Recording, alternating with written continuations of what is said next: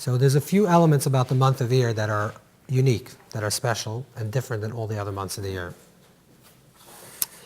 The first thing is that the month of Iyar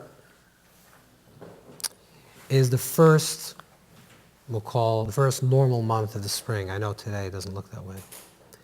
But the beginning of the spring is in Nisan. But Nisan is a month that is saturated with Yom Tov. Most of the days are Yom Tov, or a lot of it is Yom Tov. It's a month that we don't say Tachlin, we don't say... So therefore, Nisan is the beginning of the spring, but it's the beginning of the spring where it's a month of holidays. Iyar is the first month of the year, the first month of the summer months, which is a regular normal month. And not only does it have a special Yom Tov, special holiday like Passover, like Pesach, but Iyar is one of the unusual months of the year that there is no biblical, there's no Torah-based or rabbinic, which is Talmudic-based, holiday in the month of Iyar.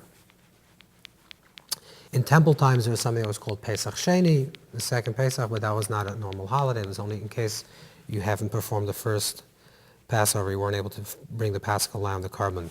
But overall, Iyar, you take Nisan, Iyar, Sivan, Tammuz, Av, so we have Yom Tovim. Now, Yom Tovim doesn't necessarily mean days that we celebrate. Even Tammuz is the 17th day of Tammuz, Shabbat Tammuz, Av has Tisha B'Av. Every month has something. Iyar, there is no Torah-based and no rabbinic holidays. Now there's another Yom Tov, a minor Yom Tov, which is Lag BaOmer. We'll have to talk about that. But it's not a Yom Tov that speaks about in the Torah. And it's not a Yom Tov, it's not a holiday that's spoken about by the sages in the Talmud. So there is something about this month that doesn't have any Yom Tovim. But there is something also unusual about the month of Iyar, that Iyar is also the only month of the year that every single day of the month of the year there's a special mitzvah. And that's the mitzvah to count the Omer, Every day there's a mitzvah to count the Omer, and every day is a separate mitzvah. That's why every night we have to say a separate blessing. Now it's true that if a person misses one night, they can't say the next night with a blessing. That has nothing to do with it being in a separate mitzvah. It has to do with the idea of tmimos. You can't count number 4 if you didn't count number 3. But theoretically, number 4 is an independent number from number 3. Every day is a separate mitzvah. So we have every day a special mitzvah in the month of Iyar. Also Iyar, we know, and this is already post-Talmudic, but this is a way that we practice. It says in Code of Jewish Law and Shulchan Aruch, Iyar is a month of mourning, right? It's a month that we don't take haircuts for some parts of the month, and we don't listen to music, and there's no weddings. So what is the month of Iyar? And we also know, I'm sure you're familiar, that you ever heard that Iyar is the month, which is also mentioned in the Gemara, mentioned in the Talmud, that Iyar is the month that is connected with healing. So why is it a time of mourning? Why is Iyar generally a time of mourning? So I'm sure everyone's familiar that it's a time of mourning because there's a story that the Gemara, the Talmud brings down in Yevamos, that there were 24,000 sages of Rabbi Akiva, and these sages died in a period between Pesach and Shavuos, and therefore it's a time of mourning. Right? This is the story that you've heard. The only problem with this story is, since when or why do we have 49 or 33, whatever the days, how much we count, days of mourning for an event that happened close to 2,000 years ago when 24,000 students died?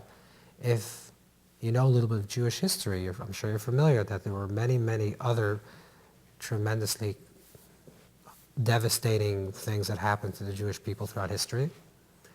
Massacres, pogroms, inquisitions, holocausts, and yet, if there is any day, there's maybe one day that we remember something, but there's not 33 or 49 days that people remember an event that happened thousands of years ago to 24,000 students.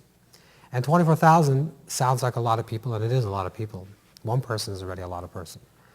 But 24,000, in terms of numbers, if you compare it to, let's say, the Holocaust, where 6 million Jews were perished, so why don't we celebrate the whole year? We should celebrate the Holocaust and never have haircuts.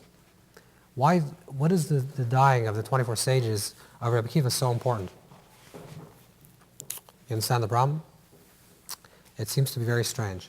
It's a story that happened, but why this idea of national mourning? So we have to understand that.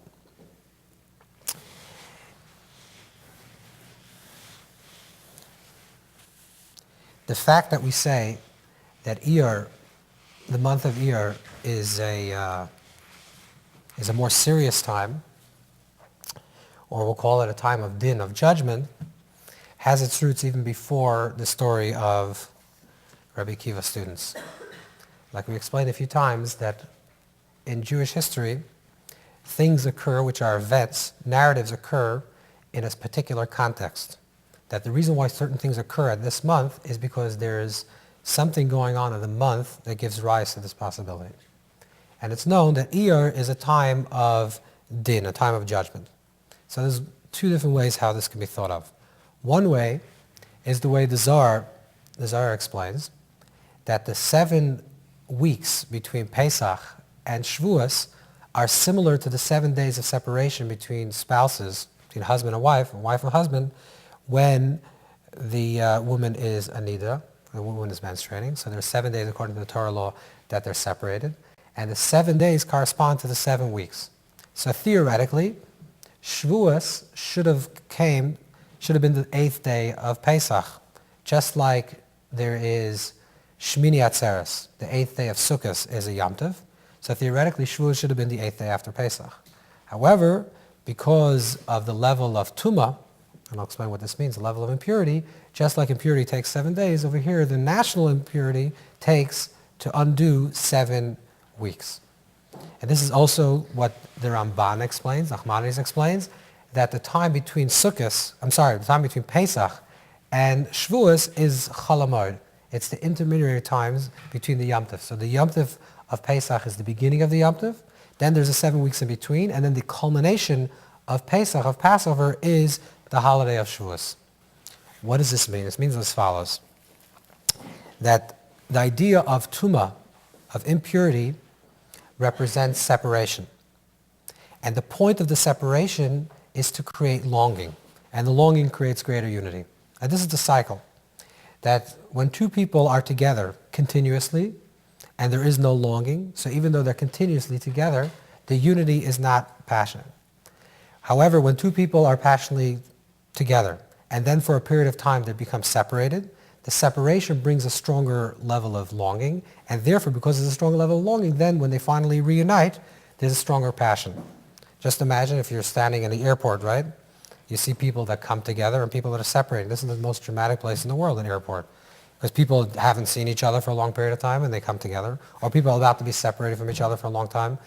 So the place of when there's two people that are in love with each other, the idea of creating separation creates a deeper level of longing. And because it creates a deeper level of longing, that also creates a stronger sense of being together, of unity.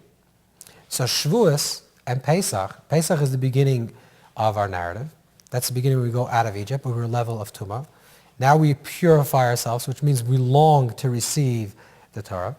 And the deeper the longing is, the stronger that we sense the unity. And finally, when it culminates on Shavuos, so we say, B'yom Chasanasa Zu Matan Torah, and the day of the wedding is the day of receiving of the Torah.